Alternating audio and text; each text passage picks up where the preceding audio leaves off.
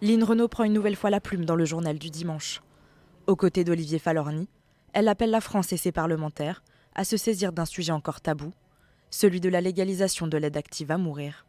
Comment ne pas comprendre que certains de nos concitoyens, parce qu'ils sont atteints d'un cancer généralisé, d'une sclérose en plaques ou de la maladie de Charcot en phase avancée, souhaitent abréger leur vie? L'actrice dresse un constat terrible. Chaque année, entre 2 et 4 000 euthanasies clandestines seraient pratiquées en France. En refusant jusqu'à présent de légaliser toute aide active à mourir, la France a fait preuve d'une grande hypocrisie. En 2019, un sondage publié par Ipsos indiquait que 96% des Français sont favorables à la légalisation de l'euthanasie en France. Et ce, peu importe leur âge, leur sensibilité politique ou leur catégorie socio-professionnelle.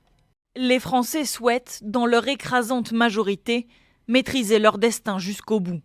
Lynn Renaud et Olivier Falorni invitent la France à s'inspirer de ses voisins et le président à se souvenir de ses propres mots. Lors de la campagne pour l'élection présidentielle, Emmanuel Macron a répondu à une citoyenne qui l'interrogeait sur ce sujet « Je suis favorable à ce qu'on évolue vers le modèle belge. Les Français attendent ce droit à leur ultime liberté. » Certains pays européens ont déjà légiféré sur le droit de leurs citoyens à choisir leur fin de vie. C'est notamment le cas des Pays-Bas, de la Belgique ou encore de la Suisse.